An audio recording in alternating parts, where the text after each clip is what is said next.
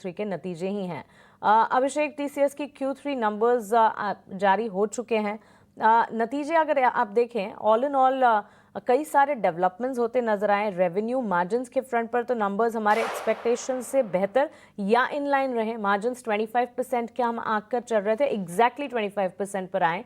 मुनाफे के फ्रंट पर गिरावट हाथ लगी, लेकिन उसमें भी एक एक्सेप्शनल एडजस्टमेंट था, और उस एडजस्टमेंट को अगर समझने की कोशिश करेंगे तो फिर मुनाफा भी ठीक रहा।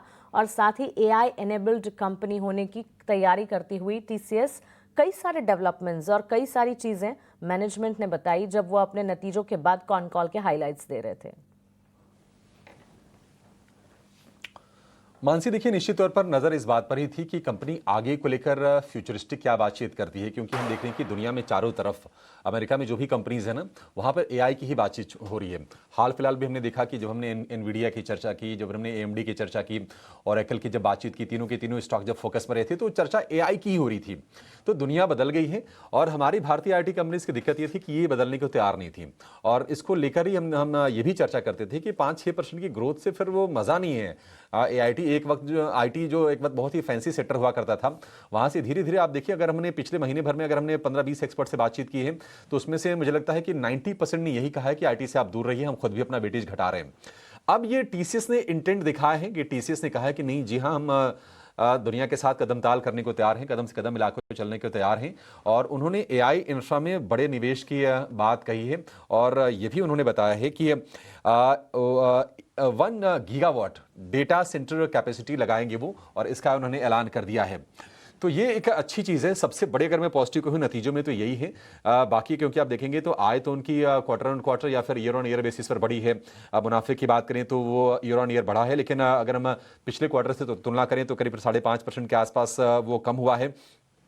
लेकिन जो टोटल कॉन्ट्रैक्ट वैल्यू है वो $10 बिलियन की रही है।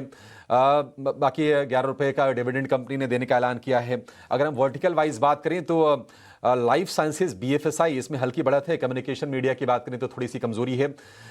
नॉर्थ अमेरिका का जो कारोबार है वो स्टेबल है, अच्छा संकेत है, क्योंकि वहां से इनकी ज्यादातर रेवेन्यू आती है।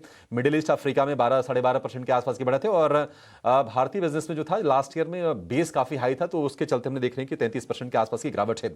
लेकिन निश्चित तौर पर ये जो कहा है टीसीएस ने कि हम दुनिया की सबसे बड़ी AI led, AI based company बनना चाहते हैं, तो इंटेंट काफी बड़ा है, और इस इंटेंट को मुझे लगता है कि बाजार आज रिवॉर्ड करेगा। वैसे टीसीएस ऐसी कंपनी ने, टीसीएस गाइडेंस वगैरह नहीं देती है, लेकिन ये कहना ये निश्चित तौर पर काफी अच्छा है। और टीसीएस ने एक और चीज कहा है कि डिमांड जो है वो स्थिर है, लेकिन जो ग्लोबल चैलेंजेस हैं वो बने हुए हैं।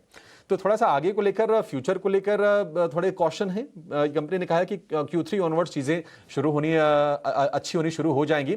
लेकिन एआई को लेकर जो कुछ कमेंट्री आए हैं उनके हमने देखा कि सीईओ साहब हैं, उन्होंने भी एआई को लेकर जो कुछ कहा, उन्होंने कहा कि हम दुनिया के सबसे बड़ी एआई आधारित टेक्नोलॉजी सर्विसेज बनने की राह पर हैं, और टैलेंट, इंफ्रा, इकोसिस्टम, पार्टनरशिप और कस्टमर वैल्यू में बड़े बदलाव हमने किए हैं, बोल्ड स्टेप्स लिए हैं, और बाजार मुझे लगता है कि आज इस चीज को रिवॉर्ड देने के लिए तैयार है। एक चीज बस मुझे लगता है कि थोड़ा सा आपको सावधान रहना चाहिए, क्योंकि नतीजों से पहले ये शेयर चल चुका है, 5% के आसपास की तेजी दिखा चुका है। लेकिन अगर आप पिछले साल से तुलना करेंगे तो अभी भी शेयर करीब करीब आपको ये 27-28% नीचे दिखाई देगा। तो गुंजाइश है, कंपनी ने इंटेंट दिखाया है। अब देखना ही होगा कि इस इंटेंट पर निवेशक कितना भरोसा करते हैं। अगर ये शेयर अगर मान लीजिए चला नहीं होता नतीजों से पहले, तो मैं आज में फिर दम लगा के कह सकता था कि नहीं, आज आप तेजी के लिए तैयार रहिए। तो अपनी अच्छी होगी, इसमें कोई दो राय नहीं है, और बाकी कंपनीज के लिए भी मुझे लगता है कि ट्रिगर का काम करेगा। और बाकी कंपनीज में भी बाजार यही सुनना चाहता है कि न्यू टेक्नोलॉजी पर, फ्यूचर को लेकर, डेटा सेंटर को लेकर, एआई को लेकर, क्लाउड को लेकर कितनी बड़ी कंपनी निवेश कर रही है, और उसको लेकर आगे के प्लान्स क्या हैं। तो ये एक अच्छी चीज, मतलब मुझे लगता है कि जो भी टीसीएस के हाइलाइट्स हैं, सबसे इंपॉर्टेंट मुझे यही चीज लग रही है। बिल्कुल, कल के सत्र में भी हमने 1.25% के गेंस के साथ टीसीएस में क्लोजिंग देखी थी, और सिर्फ टीसीएस ही नहीं, पिछले कुछ सेशन से हम देख रहे हैं आईटी मेजर्स के साथ साथ मिड कैप आईटी प्लेज में भी अच्छा खासा मोमेंटम है।